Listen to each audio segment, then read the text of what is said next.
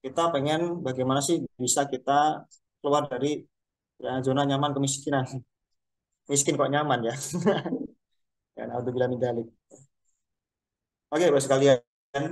Eh, mungkin kita sambil nge-recap pembahasan minggu lalu ya, mungkin bagi yang tidak hadir minggu lalu ya. Ketika kita ingin keluar dari lingkaran setan kemiskinan, itu ada kaitannya juga sama tema minggu lalu, yaitu bagaimana kita berani ambil resiko supaya kita hidupnya itu berubah. Gak kayak gitu selamanya. Pengemis yang tadi saya sampaikan itu, karena dia merasa aman dan juga merasa nyaman, udah gitu nggak mau ngambil resiko. Ah, resiko jadi pengemis apa sih? Nggak ada resikonya. Paling juga dikejar sama PP doang, tinggal kabur gitu. Pulang dapat duit, udah nanti bisa makan, yang penting kayak gitu.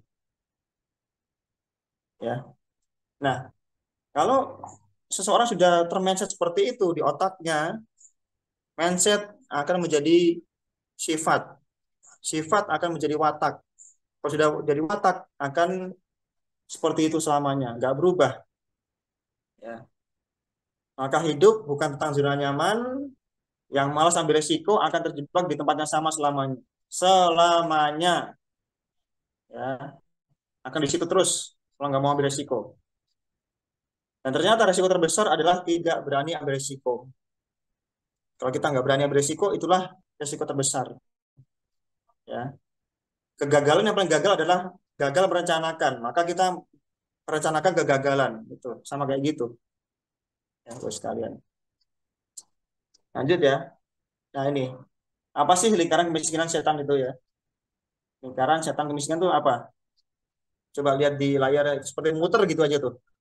Ya, muter gitu aja. Ya, nggak ada perubahan. Jadi di situ-situ aja. Ya. Nah, ini bos sekalian.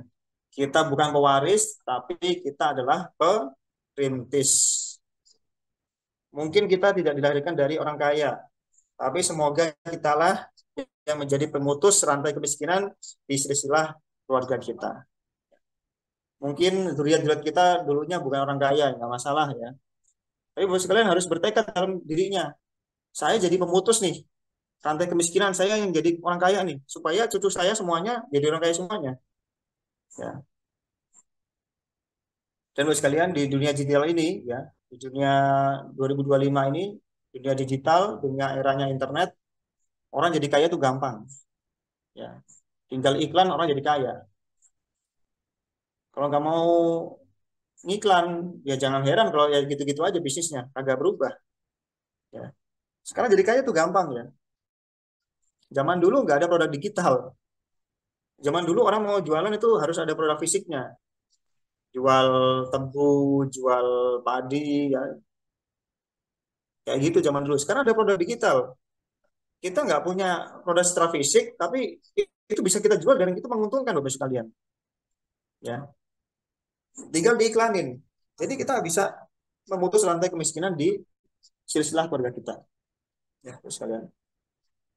Nah ini, sebelum kita bahas dulu apa itu lingkaran setan kemiskinan ya, ini dulu ya. Kenyataan pahit atau fakta brutal ini. 80 orang bekerja keras tapi tetap miskin. Kerja iya kerja tapi tetap miskin. Ya. Dan bukan tidak mungkin orang yang kerja itu malah pinjam duit sama orang yang kerja, yang nggak kerja, yang pengangguran. Ya.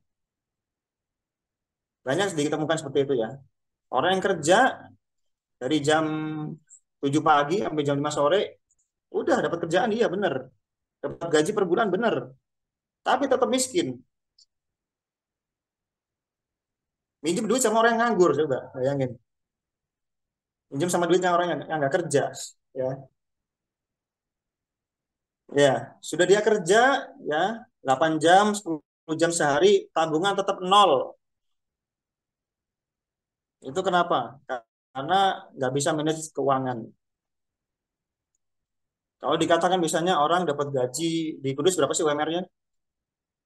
Di Kudus UMR-nya berapa ya? Katakanlah misalnya 2,5 juta lah ya, 2,5 juta katakanlah ya. Dibagi 25 hari kerja.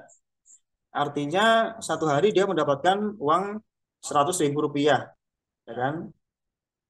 Nah, kenapa kok dia bisa tabungannya nol? Karena mindsetnya masih mindset miskin, nggak punya tabungan, nggak punya saving. Seolah dia dalam benaknya tuh, oh saya dapat duit 100.000 hari ini, saya harus habiskan saat itu juga. Enggak, Bapak Ibu sekalian. Ditabung, harus ada saving.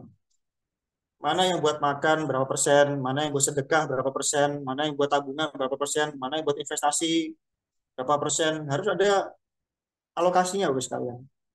Ya. Hidup cuma dari gaji ke gaji,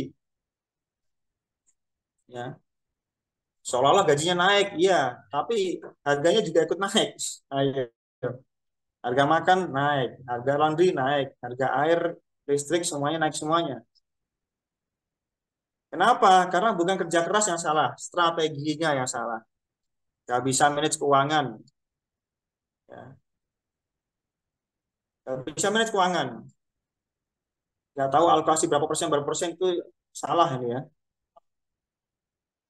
Coba sekalian saving terbaik ya, tabungan terbaik itu bukan di bank ya. Tabungan terbaik bukan di bank. Kita sudah koin itu terbaik. Apa yang kita sudah koin itu pasti Allah akan gantikan ya. Sedekah tidak mengurangi harga ya. Harus diingat-ingat itu. Jadi bukan sekedar kita nabung di bank, enggak. Sedekahin ya. Berikutnya Bapak sekalian.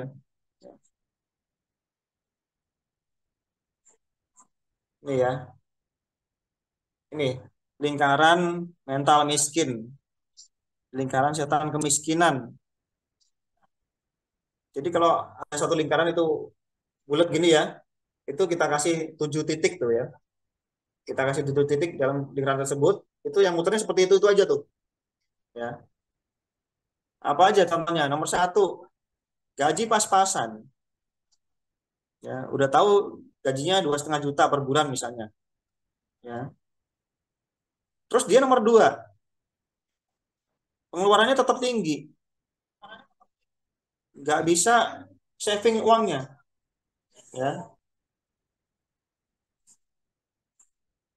udah tahu kerja pabrikan misalnya 2,5 juta per bulan, makannya di Hokben, ya, makannya di Pizza Hut, makannya di Burger King, masya Allah ya, belanjanya di Donatello. Loh, kalau kamu gajinya pas-pasan dia ngepasin loh gitu loh, jangan egonya diturutin ya. Saya tuh ada ya orang yang ngutang ke saya, yang ngutang sih suaminya ya, yang ngutang suaminya. Tapi berapa hari kemudian saya lihat istrinya ke Hokben, istrinya ke tempat beli tas, ya, istrinya ke kafe. Nah, ini gimana nih? Ya. Jadi dia utang itu buat gaya hidup.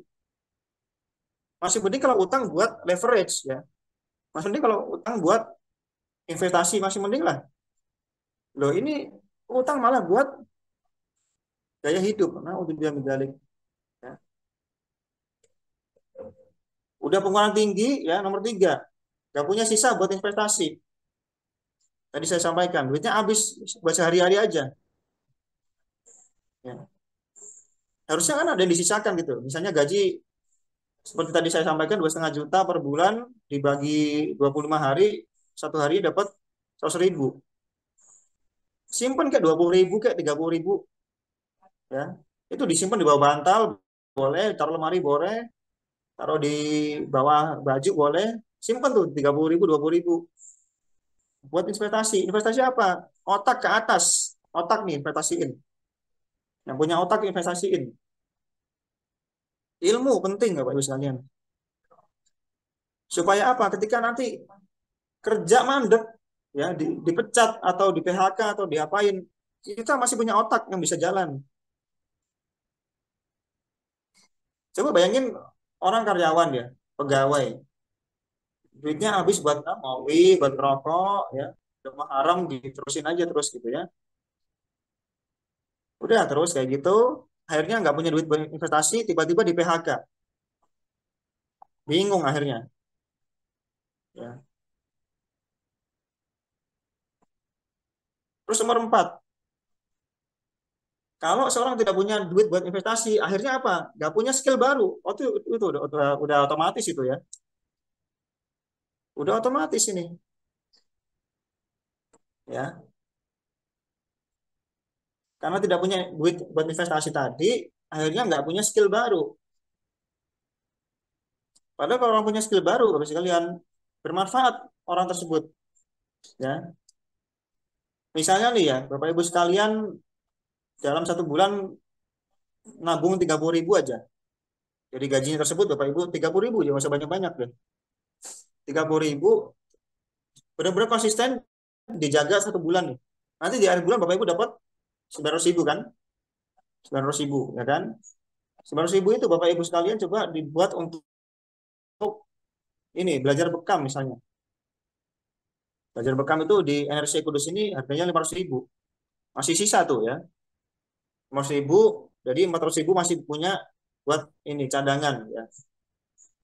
500.000 buat itunya, buat belajarnya, 400.000 buat iklannya misalnya.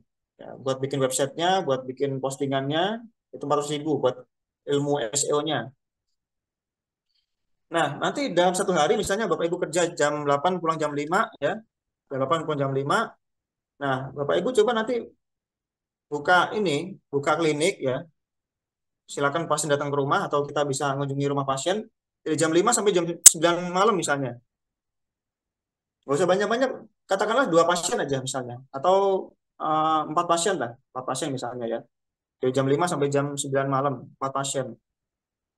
Satu pasiennya kita kasih harga misalnya berapa ya? 100.000 lah ya. 100.000 misalnya. Artinya Bapak Ibu sekalian malam itu jam 5 sampai jam 9 dapat pemasukan 400.000 dari bekam itu. Padahal tadinya belajarnya berapa? 500.000. 1 hari bisa balik modal. Ya. 400.000 kali kan 1 bulan, 30 hari. Bapak Ibu dapat 12 juta. Ngalah-ngalahin gaji pokoknya. Ngalah-ngalahin gaji ininya, gaji apa? Gaji pokoknya, gaji utamanya. Ya. Simpel kok. Bapak Ibu kalau misalnya punya otak, diinvestasiin, punya jasa, Bapak Ibu yang dicari orang. Gak usah kita ribet-ribet harus apa gedor-gedor rumah orang, enggak. Bapak Ibu yang dicari kalau punya skill ya. Nomor 5, gaji gak naik-naik segitu-gitunya. Padahal semuanya sekarang naik. Bahan makanan pokok semua naik ya. Sekolah anak naik, beli ini beli itu, biaya tak terduga banyak, semuanya butuh duit ya. Akhirnya nomor 6, lingkaran berikutnya nih yang paling parah nomor 6. Hutang sini, hutang sana akhirnya ya. Atau bisa disebut dengan GLTL, gali lubang tutup lubang. Minjem duit sini buat tutup yang sono. Minjem yang sono buat tutup yang sini. Terus gitu terus muter ya. Akhirnya hutang di mana-mana sampai gak ditulis sampai lupa.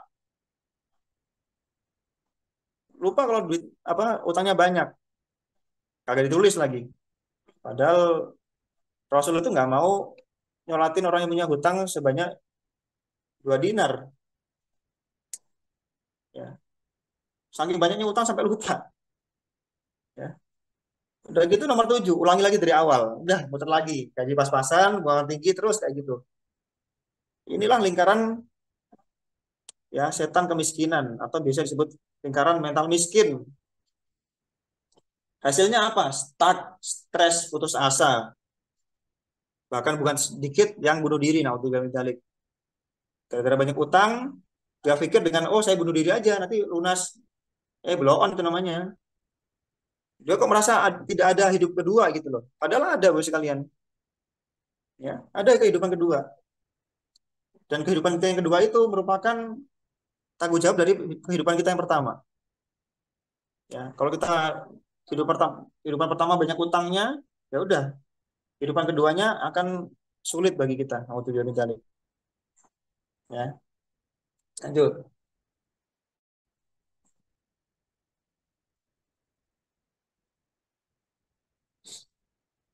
Nah, ini pertanyaan tambahan. Kalau kamu tetap melakukan hal yang sama, kenapa berharap hasil yang beda? Kalau kita setiap hari sama aja, jam 7 pagi pakai dasi, pakai sepatu, pakai baju rapi, berangkat kantor, nanti di kantor kayak gitu, ngerjain tugas, ya, duhur makan, sholat, nanti kerja lagi, jam 5 pulang, udah capek, tidur, itu tiap hari.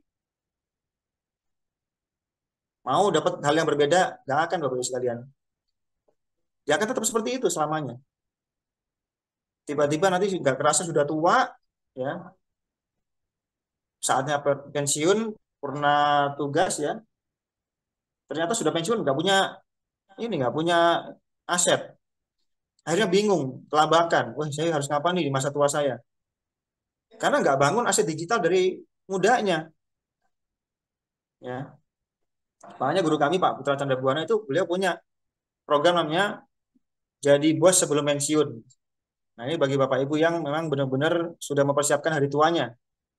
Jadi bos sebelum pensiun, Bapak Ibu sekalian. Mungkin Bapak Ibu pensiun di umur 55 misalnya, ya. Sebelum itu Bapak Ibu sudah rencanakan bagaimana punya bisnis, ya, supaya jadi bos, nggak selalu jadi pensiunan bingung, ya. Nah, mau hidup berubah harus berani ubah cara pikir dan cara main. Jangan gitu-gitu aja Bapak sekalian, ya. Kalau mau berubah, hasil kita baik, harus berani ubah cara main. Hari Minggu kemarin, ya, itu hari Minggu jam 9 malam itu, jadi ada pertandingan Barcelona lawan Real Madrid, ya. Barcelona lawan Real Madrid itu Barcelona di 20 menit pertama kalah 2-0. Posisi kalah. Jadi Madrid ngegolin dua, Barcelona masih kosong. Nah, terus sebagai pelatih apakah pelatihnya diem aja? Dia nggak merubah cara main. Kalau dia diem kayak gitu aja, tetap formasi, backnya 4, gelandangnya 2, penyerangnya 4. Ya, ini kebodohan namanya. Ya akan terus jebol terus kalau gitu. Bodoh namanya. Harus ubah cara main. Strateginya formasi dirubah. Mungkin backnya dibanyakin, nanti strikernya dibanyakin, nanti gelandangnya cuma berapa doang, nanti tinggal serang balik apa gimana. Yang penting berubah lah, gitu ya. Supaya hasilnya juga berubah, Bapak sekalian. Dan akhirnya benar, ya. Barcelona rubah cara main, akhirnya menang 4-2, ya. Di babak pertama 4-2. Akhirnya di babak kedua kebobolan satu lagi, jadi skor akhir 4-3. Tapi menang, ya, karena itu merubah cara main, Bapak sekalian. Lanjut.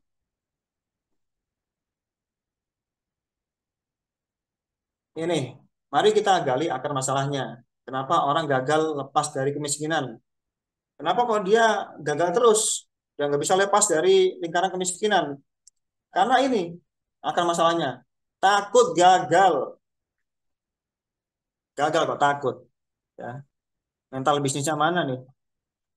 Jangan takut gagal. Orang yang mentalnya miskin, ya, pecundang, itu punya rasa takut gagal. Mau melangkah sini takut, mau begitu ambil resiko takut. Ya udah selamanya kayak gitu. Ya. Tapi mental bisnismen, mental pemenang,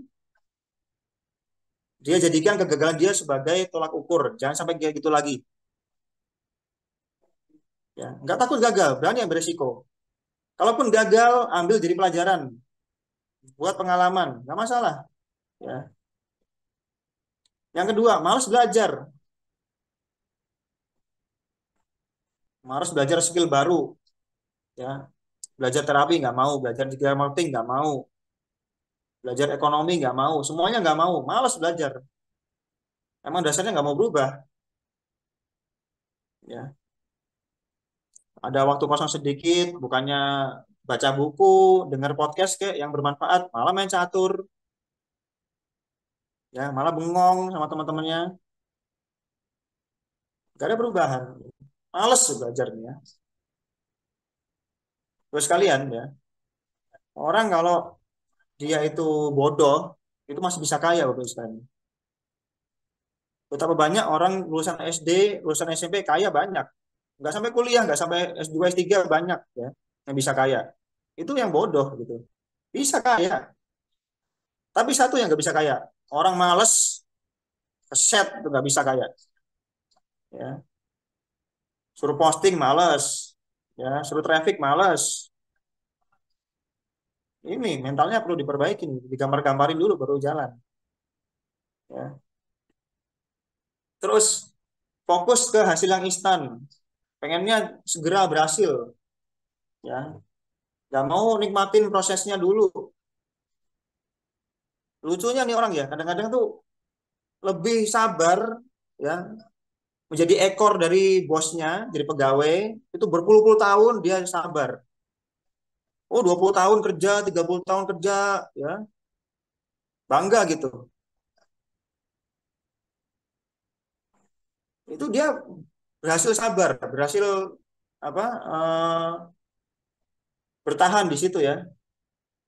Tapi giliran suruh usaha sedikit, 1 tahun tunggu, meskipun belum ada hasilnya, 1 tahun tunggu dulu, 2 tahun tunggu dulu, 3 tahun tunggu dulu, nggak sabar.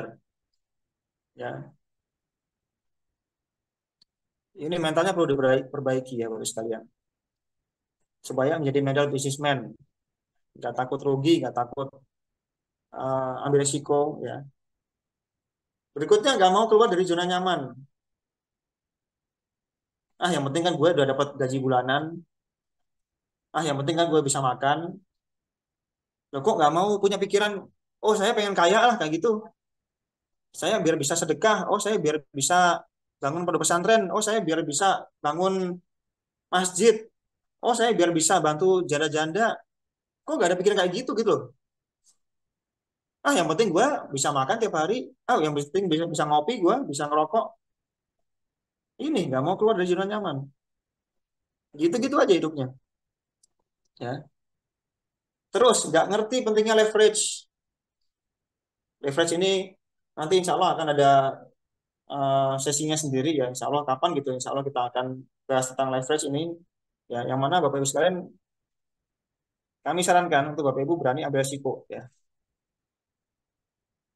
Supaya nanti mentalnya terbentuk bisa investasi ya. Insya Allah. Nah ini solusinya Bapak Ibu sekalian. Investasi ilmu dan leverage. Ya. Investasi ilmu, otaknya diinvestasiin, dan juga leverage, ekspansi, ya, ekspansi bisnis. Ilmu dan bisnis, ya, ilmu bisnis dan leveraging itu adalah jalan keluar. Leverage itu percepatan, ya, dan ilmu yang levelan hari ini adalah digital marketing, Bapak sekalian. Kenapa kok digital marketing? Yang pertama, biaya masuknya rendah. Ya. Bapak Ibu belajar digital marketing di sini gratis kok sama kami. Ya. Setiap minggu ada bimbingannya. Ya. Setiap Selasa malam jam setengah 8 malam itu semuanya ada bimbingannya Bapak sekalian. Tapi dibimbing kok nggak mau nih, lucu banget ya. Padahal gratis gitu. Tinggal klik Zoom, udah dengerin sambil tiduran gitu, dapat ilmu. Gitu aja nggak mau orang. Aneh banget. Ya. Yang gratis aja nggak mau. Ya. Yang lucu kemarin waktu saya iklan ini ya, acara halal bihalal, itu kan yang iklanin Coach Tiar ya. Yang iklanin Coach Tiar. Jadi memang di flyer yang saya iklanin itu saya kasih tulisan gratis gitu. Ya, gratis. Nah, dari iklan saya itu Bapak sekalian, saya mendapatkan customer sekitar 70 orang kalau nggak salah. 60 sampai 70 orang. Karena gratis ya kan. Coba bayar 1 juta. Kagak ada yang masuk gitu kan. Nah, customer yang masuk ke HP saya, ya leads yang masuk ke saya itu sekitar 60 sampai 70 orang. Tapi yang datang ke acaranya, yang gratis itu nggak sampai 40 orang. 30 sampai 35, nggak sampai 40. Ya Allah padahal gratis ini ya. Yang gratis saya nggak mau gitu loh. Yang gratis kok nggak mau. Ini, aduh, nggak mau berubah bagaimana sih? Gratis sih kagak mau. Aneh banget itu orang. Ya. Kalau mungkin Bapak Ibu dikasih penawaran, oh belajar digital marketing 3 juta, 5 juta, mikir nggak masalah. Gratis tuh apa sih gitu loh. Masih kita datang, kita nggak dapat apa-apa pun nggak rugi, tinggal pulang gitu loh. Yang gratis sih nggak mau, astagfirullah gitu ya. Bahkan di antara 60-70 orang itu yang nggak datang itu ada yang japri saya, customernya.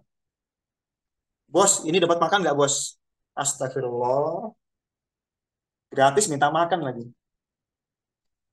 Ya, kenapa kok saya nggak pengen apa memberikan orang itu selalu gratisan ya? Jadi ada kelas berbayar, ada kelas yang gratisan memang ya.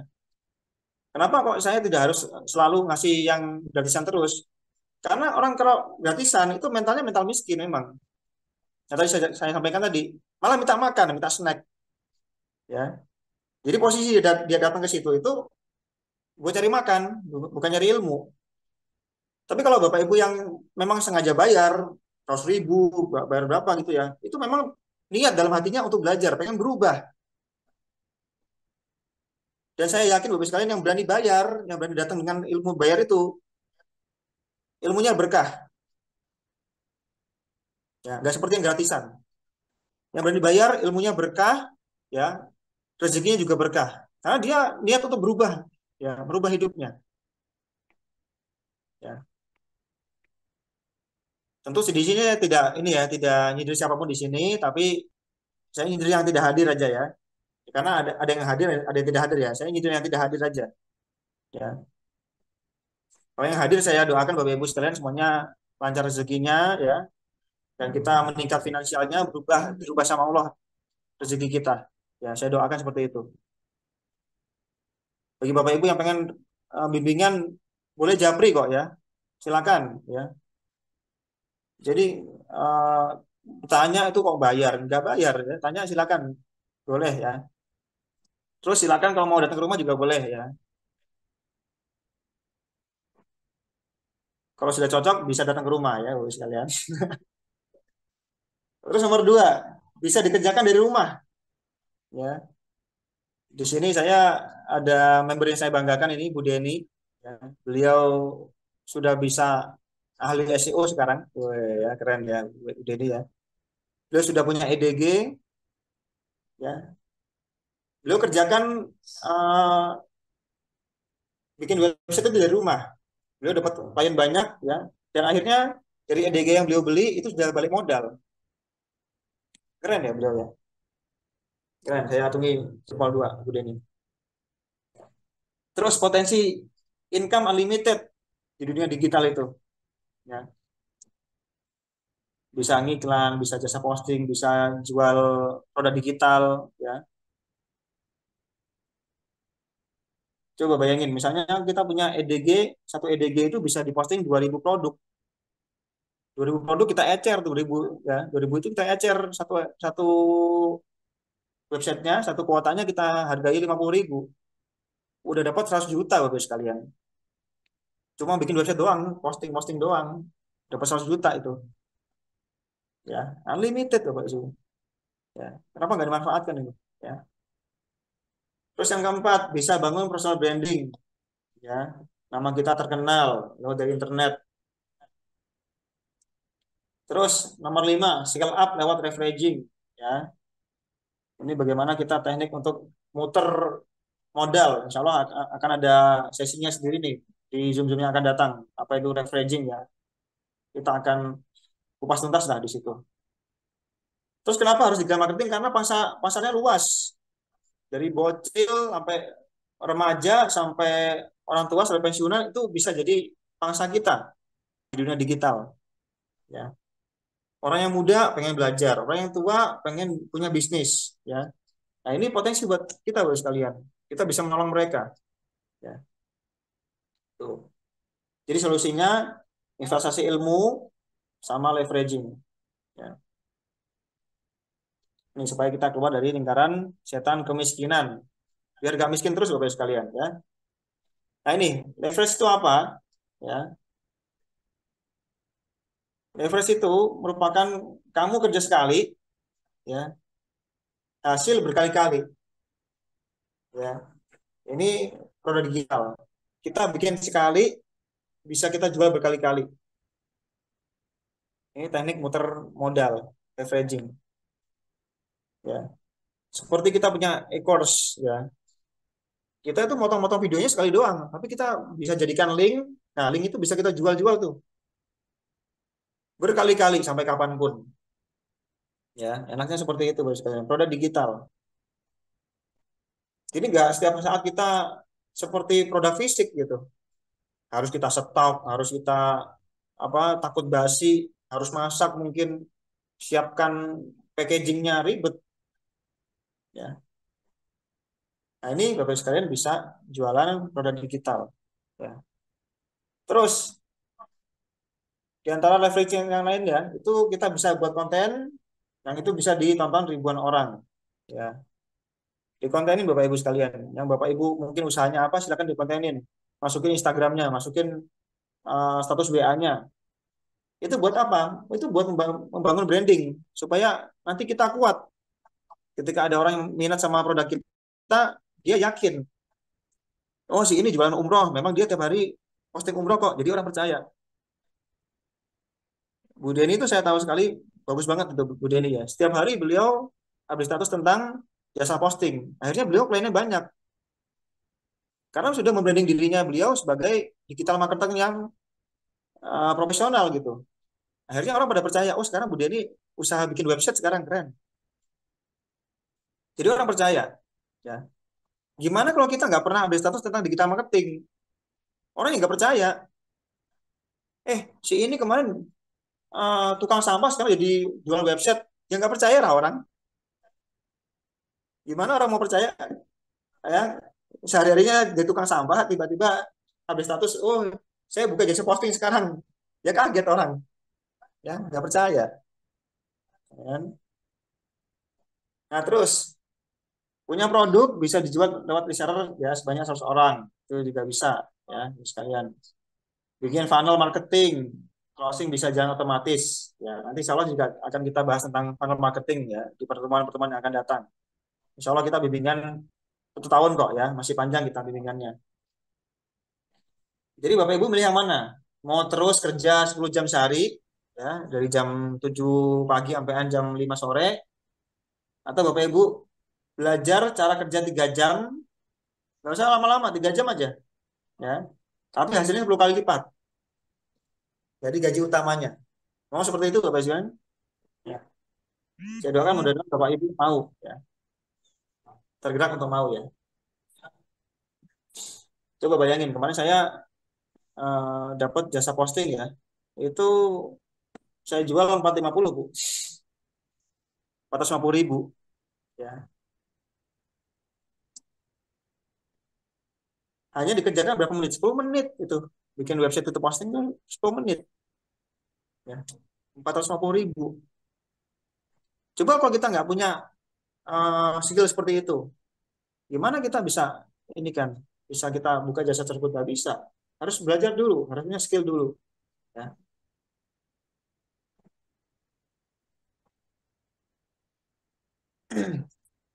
Lanjut ya.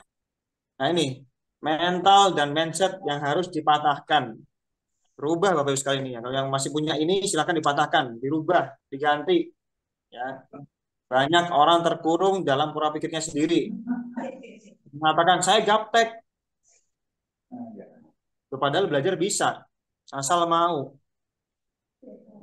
Saya pernah presentasi di pensiunan gitu ya, bapak-bapak, ibu-ibu gitu ya. Saya presentasi eh, ya ini di bidang marketing gitu ya. Akhirnya orang tersebut mengatakan saya gaptek, saya nggak bisa, saya gaptek. Loh, ini gaptek tuh karena memang nggak bisa apa memang nggak belajar.